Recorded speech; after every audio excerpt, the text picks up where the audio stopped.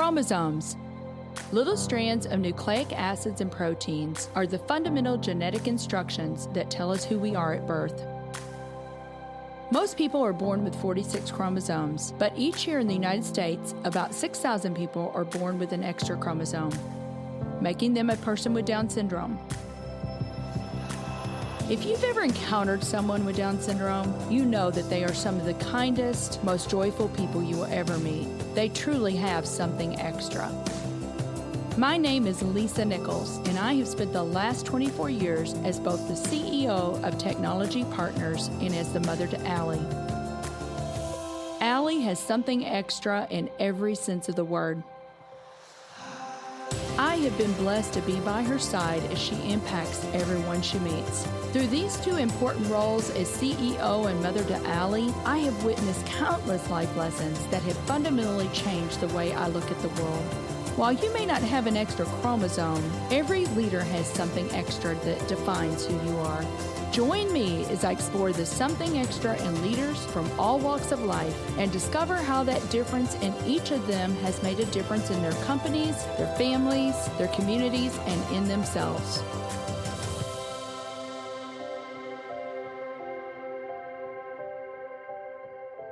I'm very excited to have Dr. Basima Williams and Dr. Dal Farra on the show today. Dr. Williams and Dr. Dal Farra are a part of the integrative medicine team at Palm Health. Thank you, ladies, for being here today. I'm so excited. I have Dr. Basima Williams and Dr. Dal Farra on the podcast today. And ladies, I know how busy you both are. So thank you for making the time. And I cannot wait for our listeners to hear more from you guys. There's more to talk about. I told both of you, I feel like we need to do a series, not just one 30-minute podcast. And I know that what you're going to talk about today is really going to help our listeners. So thank you for making the time to be here. Thank you. We're both delighted to be with you today. So Lauren, let's start with you. I know that you grew up in Clayton here in St. Louis, and you are a cardiologist, but you're so much more than that. Tell me a little bit about how you grew up and tell me what really inspired you to become a doctor. Do you have that in your background? Was there a pivotal point in your life that inspired you? Can you tell the audience about that? I did grow up here in St. Louis. I went away for both college and my cardiology fellowship, but I returned back to St. Louis to do my medical school training and internal medicine training, and ultimately came back here to start my company. But I do have medicine in my background. I'm a fourth generation physician. So I always grew up around healers of multiple types and really developed a passion since a young age for healing and helping people. Well, we're so glad that you chose that because I know that you're helping a lot of people. So why did you decide to be a cardiologist? What was the precipice for that? Cardiology interested me from a number of different perspectives. I liked the mix of both prevention and critical care, and the intersection that came together in cardiology between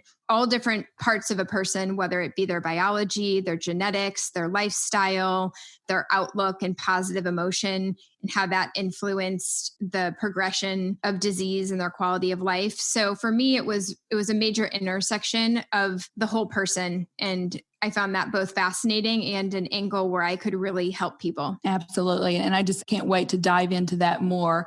So Dr. Williams, Basima, I know you intimately because you are my doctor. And you are our daughter Paige's doctor, and you've helped us tremendously. But tell us your story a little bit, Basima. So I am first generation physician in our family. And I just fell in love with helping people. I've always been an empathetic person. That's in my DNA. It's in my family's DNA. We grew up in Iraq. Everyone helped everyone. You know, when a mom had a baby, all the moms in the village helped that mom. No one had to ask. No one had to send any messages, or everyone just knew, and everyone just automatically pitched in. So I think it's a little bit in my DNA. And when I was going through high school, just the idea of helping people when they needed it the most stuck with me. And I was determined to do it. And I did it. And here I am doing what I know I was called to do. So, well, I'm so glad. And I know your husband's a doctor as well, right? Lots of interesting conversations. I bet. And I was just thinking, Lauren, one thing I read about you is someone had said, Lauren has heart. And I thought that's really interesting. I mean, you have a real heart for people. And I know Basima is exactly the same way. I mean, with the empathy, I mean, you really are very people-centered and you want to heal. You want to do what you're doing for the right reasons. That's always a good thing because then you have passion around what you're doing, right? Yeah, absolutely. Okay, so Lauren, I know that you're not the only one. This is not your brainchild, Palm Health, but let's get into Palm Health and what inspired you to start Palm. I want to know, what does Palm even stand for? I've never even asked Basima that. I can surmise, but it probably wouldn't be the right answer. So I want to hear your story. Well, PALM is an acronym. It does stand for Personalized Advanced Lifestyle Medicine, but it's really become so much more than even that. You know, as you said, it's a culmination of a lot of contributions from various team members as we've put this together. But it started out as something that I felt was needed from both a patient perspective and going through the medical system as a patient, and from a physician perspective, and what are all the tools and resources that I felt could really come together to help people cultivate and sustain health and well-being.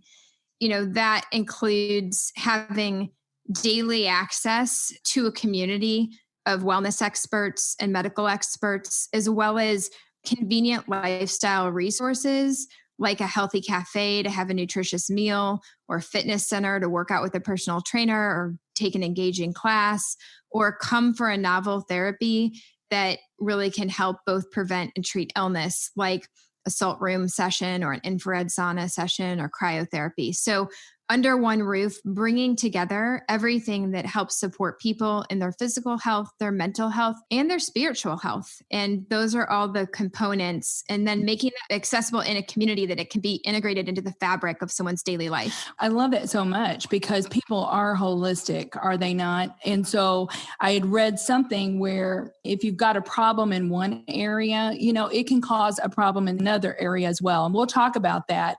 I was talking to Basima earlier this week, and I was thinking about our son. We have a Kubota tractor.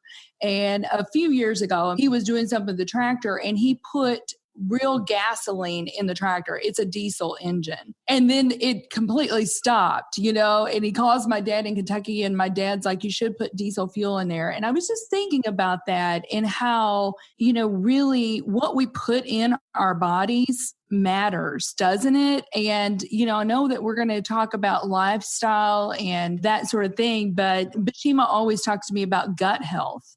You know, you got to make sure your gut is good and healthy.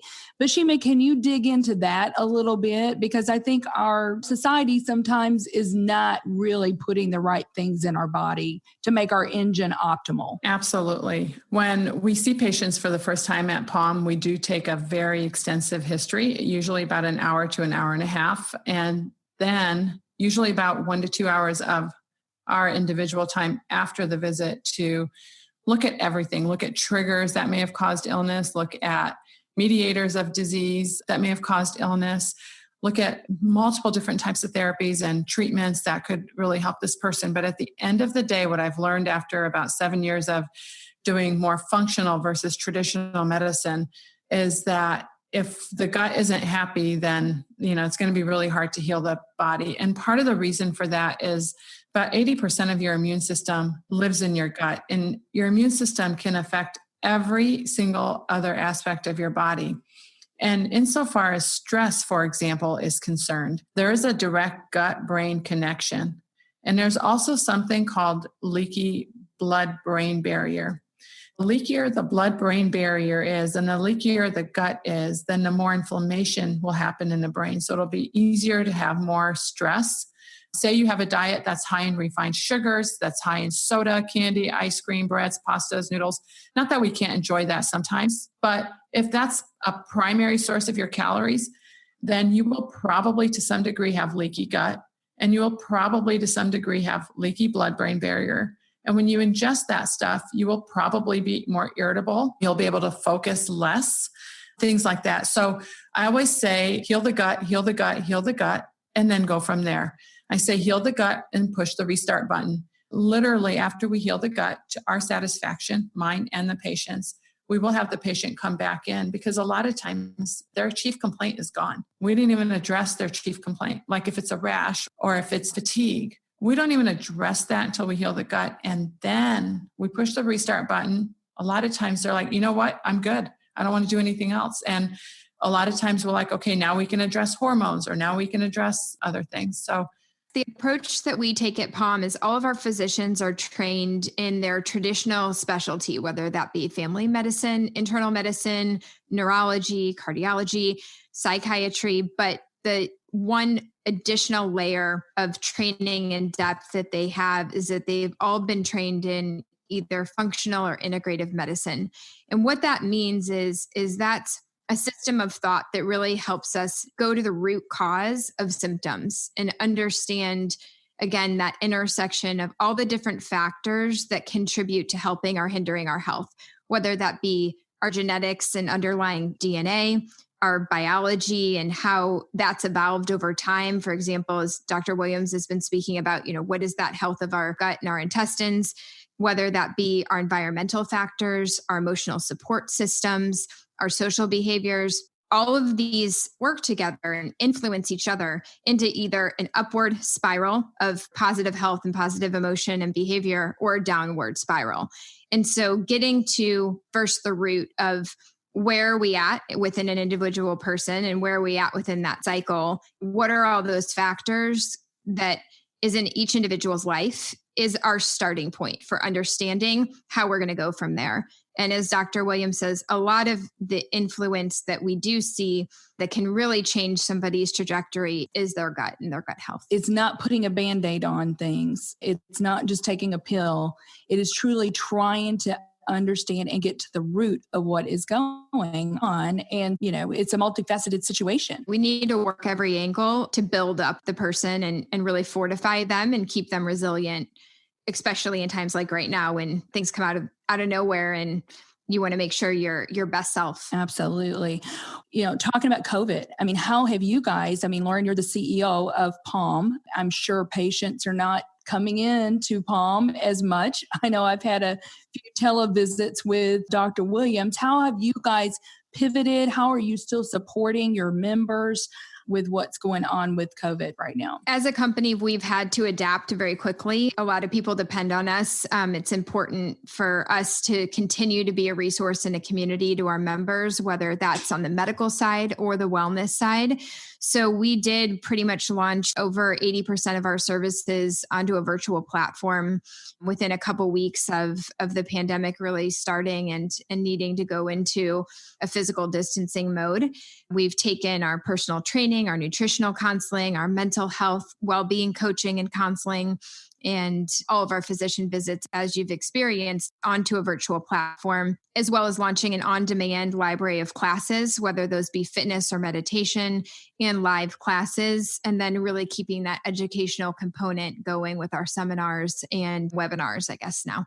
So it's been a big pivot for us, but I'm impressed with how much everyone took on the challenge and adapted to the new platforms for engaging with people. And it's been great to see and experience. Right. Well, there's a lot of companies that have had to pivot, right, during this time, but it's awesome because technology is enabling some of that, right? We've been engaging with new and different forms of technology and figuring out what works and what we can bring in long-term now to POMS. So I think we can continue to be a resource that extends beyond St. Louis, which has been one of the more interesting aspects of what's coming out of this for us as a company. Right. And that's a perfect segue for us to take a quick break. But when we come back, we'll talk about that a little bit and what you're going to carry forward. Because as awful as this pandemic has been, I've said there's so many silver linings. And what you just described is one of those silver linings that you've pivoted and now maybe you can help even more people. So we'll take a quick break and then we'll be back with Lauren and Basima. We at Technology Partners understand the difficulty to find work that is engaging, yields high pay, and facilitates a work-life balance. Over the past 25 years, we have enhanced the IT teams of over 244 client companies and placed more than 3,000 IT professionals with them on short-term or permanent basis. Our staff includes over 300 experienced IT professionals. So if you're looking to take the next step in your career, visit jobs.technologypartners.net, apply for a job, and one of our expert recruiters will be happy to connect with you. So welcome back. I'm excited to talk about this piece of Something Extra because I really do believe that what you ladies have to say is going to really help people. And I know that everybody's in the same boat. So we just talked about COVID. It's been awful. It is a terrible pandemic that we're all facing. I mean, it's not just one or two of us, it's the world. And there have been good things through this. But I also know that the stressors are off the charts right now. People have lost their jobs. There's financial stress. There's health stress. There's the stress of parents having to now figure out how to homeschool their kids. I mean, there are a lot of things going on. And I know that I had read, Lauren, I think in something that you had written, that the inability to manage stress is linked with 5 leading causes of death. So, Dr. Williams, I would like for you to talk a little bit more about stress because I know that you've dealt a lot in this area, and then we'll get into a few other things. Stress is a normal part of life, and it's your body's normal response to things, whether it's environmental, like with this virus, whether it's your own thoughts, whatever it is, your body will respond, and it responds pretty immediately to stress. And then how you act after you have that stress is so important. In fact, one of my favorite psychiatrists, Dr. Cloninger, actually talked about how we act when stress invades our life is really important. Lately, I've been having a lot of phone calls, as you can imagine, with people who are stressed out. Their most common words are feeling overwhelmed, panic attacks, panic feeling emotional, feeling more irritable, crying, having a lot more on their plate that they can handle. When they call us from a functional medicine perspective, they're asking us for other things. Obviously, they're not just asking for drugs to help with their stress, but they're asking for other ways of dealing with stress. And for so many people, I just have to remind them, number one, self-care, going back to self-care. I say self-care / self-love. To me, self-care is loving yourself. Ways that you can love yourself, making a card with 5 things that you can go to whenever you're feeling stressed, just to remind you, because in the midst of stress, you're not going to remember to go take an Epsom salt bath. You're going to remember to go get some ice cream from the fridge or go get another glass of wine or just sit on the couch and binge watch. If you have a list of 5 things that you love to do, you have an immediate response and you retrain your brain to go to that. That's neuroplasticity of the brain, retraining the brain from the common pathways of going to the fridge to an uncommon pathway, which is going to take a bath, going on a walk, reading a book, giving yourself a facial, whatever it is that you consider self-love and self-care. Sometimes that's all it takes. It's just reminding people that little behavior change is so effective.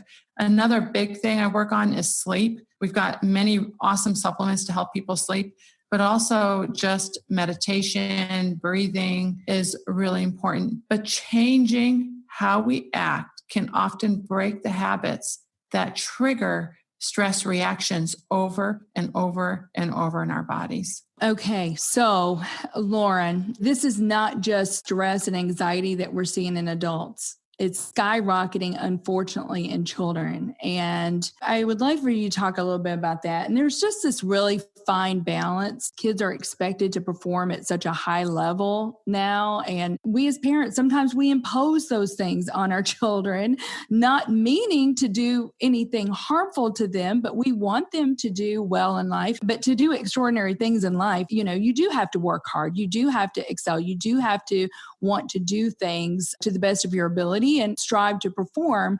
But how do you balance wanting that child to have a great life and do good things with saying, number one, you have permission to fail. And number two, you have permission just to be ordinary. I mean, you don't have to boil the ocean and do these grandiose inventions and things like this. As you said, we are definitely seeing an increase, even pre-COVID, of a rise of stress, anxiety, depression, suicidal ideation in youth and young adults. I think what's interesting to observe kind of about that phenomenon is one of that main contributors to depression, anxiety, and stress is a feeling of disconnection, whether that's a feeling of disconnection with oneself, one's identity, one's community.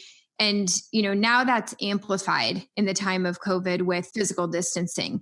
And, there's a reason to isolate yourself, and a good reason, but that further layer contributes to that sense of isolation. And when we isolate ourselves, whether that's through being on our phones or video games or buried in our work, we feel disconnected and we start losing connection with nature, which is a leading contributor to that feeling of disconnection. You feel disconnected from yourself, your family, your friends, and nature and God, and all that starts to amplify into that sense of isolation and anxiety. So we are in an even further amplified period of that right now. And I think helping parents remember that cultivating authentic relationships, cultivating time with nature, helping people keep that perspective of the importance of those as the fundamental pillars of someone's resilience and success at the end of the day is really important. We're working with a 16-year-old young male right now who's a member at POM. He's had his own struggles, but since COVID, it's been more difficult to engage because it's more virtual. He had a couple really good weeks a few weeks ago. And then I was talking to him on Monday and he's like, my anxiety is really back. And I said, what changed last week? Because 2 weeks ago you were doing great. Like, let's look at your behaviors. And I think that goes back to what Dr. Williams says is how you act in the time of stress changes so much. And that changes daily. You can start behaving different today and you'll feel better. And so we looked at his behaviors and he'd slipped back into playing video games till 2 a.m, getting his sleep cycle off, cramming, the schoolwork in, or like having to wake up and cram it in before school started. He's a very athletic person and injured himself. And so he'd, had that excuse to not going to the gym, but really he realized that he wanted to play more video games. And so first it starts with that desire. Do you want to feel better or do you want to live with the anxiety? Because if you don't want to feel better, there's nothing you're going to do as far as changing your behaviors. But he does want to feel better. And so we went through, let's remember the things that make you feel good. What are those things that brought you that sense of calm you had 2 weeks ago and that were helping you feel productive? So then that productivity is natural and it's not forced on you by your parents or by your family or by a social pressure. That's an inherent drive. That productivity becomes an inherent, will. So that's what we have to remember is not using threats and fear to drive productivity, but nurturing that from within. And so, within 2 days, I said, let's do a virtual chiropractic visit for your injury. Let's get you back with a virtual trainer.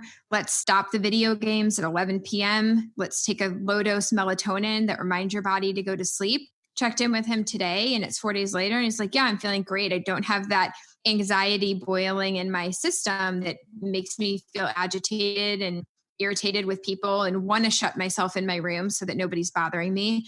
It's amazing that just turning that dial ever so slightly with our behaviors can change so instantly our outlook and our sense of peace.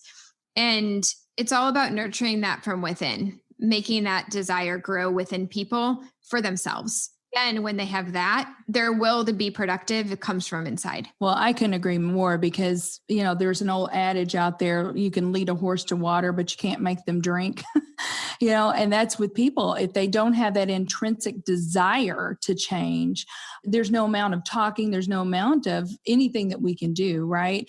So where does habits play into this? Because I think sometimes we can just get, as Lauren was just saying, this young man staying up till 2 o'clock. I mean, how do you break those bad habits and put good habits in their place? And sure, it's self-awareness.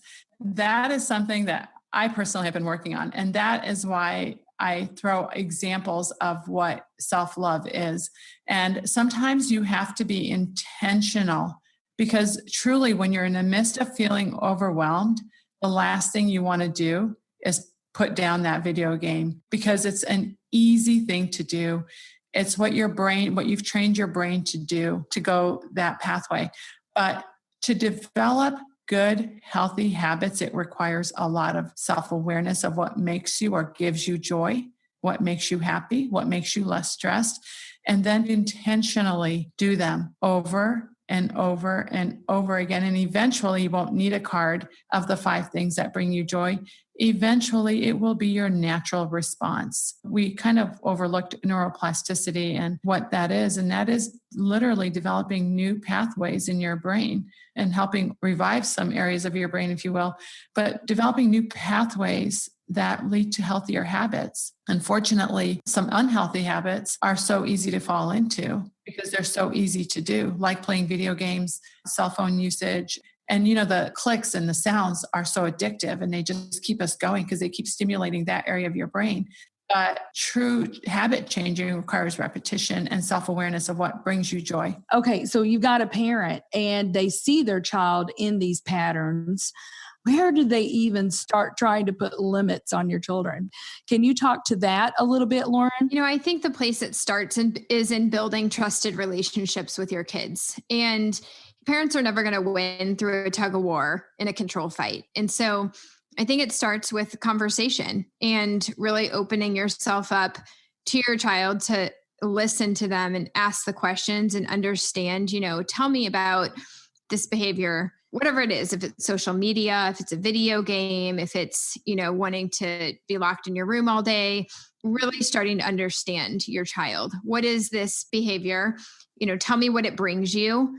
What is it that you find solace in about this? You might come to see a value within that behavior that you didn't even recognize before of something positive that it does bring your child. It's not all negative. It's more about how much time are we spending in this? And is it preventing us from living ourselves and our life to its fullest? And so I think it really just starts with opening yourself up to really hearing your child and also respecting them, because they're people and they're individuals and they have their opinions. But if we can respect their desires, not prohibit things, but understand them, and then help your kids understand other behaviors that they can add on to that behavior to live a more fulfilling life versus taking something away, and allocating the right time to each of those pieces of our life, that's really where it starts. And as Basima said, once you help your kids, I know you want to be on this social media, but can we go out and do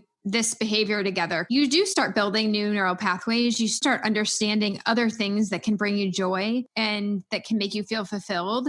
And then you get into new cycles and new rhythms and you start a new spiral. I love that. And there is one common denominator that's needed to do that: time. Absolutely. And sometimes we can just get so busy, and we're running 200 miles an hour and we don't take the time. But that is one of the silver linings, I hope, from COVID that we all take away, that we need to hop off the treadmill of life. And I'm struggling with this and rumbling with this myself right now. And I think that there are things that we need to carry forward. And then I think that there are some things we need to leave behind. I think you're 100% right. You really hit the nail on the head with the time. And I was thinking about that yesterday. I was coming out of the shower and looking at something. We have 17 and 18-year-old boys at home. And, I thought to myself, I really haven't given these boys a lot of time in the last week. And I can see a big difference when I can give a little bit more time. Even at 17 and 18, you're your kid's compass. And if you can just spend that little time, orient them in a certain direction, even the household behaviors change and the attitudes. And I'm 100% in agreement with you. Giving yourself that time with your kids to just connect and make sure you're always just orienting them is so critical. That is being human. I think humans were created to connect. And if they're not getting community and connection with you, they'll go find it online with their video buddies or whatnot. Before we sign off, I want to ask each of you, this is called Something Extra, and it's really the something extra that every leader needs, or every parent needs, every individual needs. So, Basima, what is your something extra that you think is needed? Perhaps maybe my something extra is the patients that I see actually changing their life. It is hard work. it is not easy to change your diet. You used to eat fast foods and now you're cooking.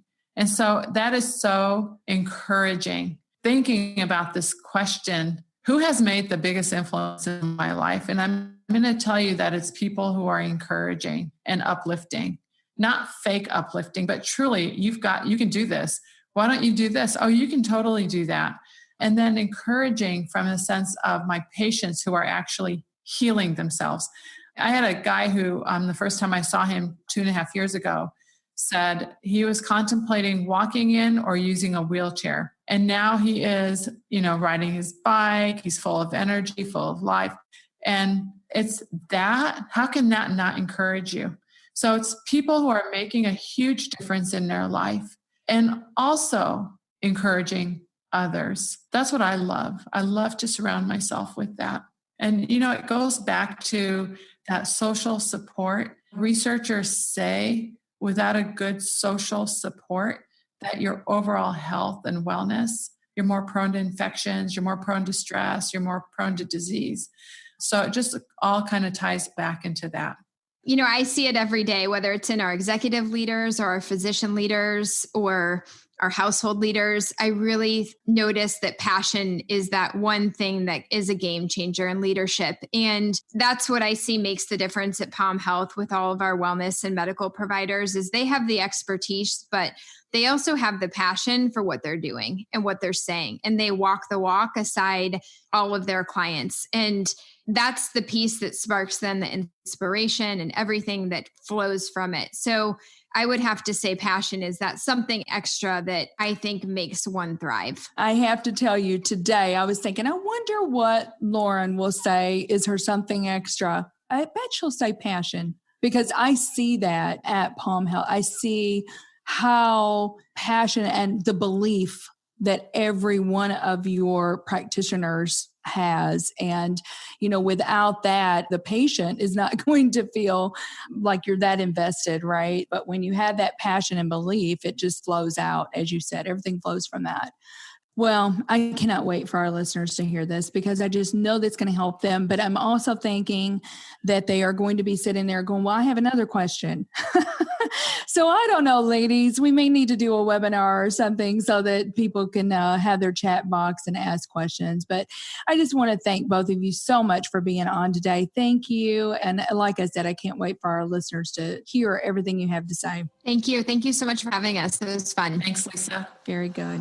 Thank you for listening to today's show. Something Extra with Lisa Nichols is a Technology Partners production. Copyright Technology Partners, Inc., 2019. For show notes or to reach Lisa, visit tpi.co/podcast. Don't forget to leave a review on Apple Podcasts, Google Play, or wherever you listen.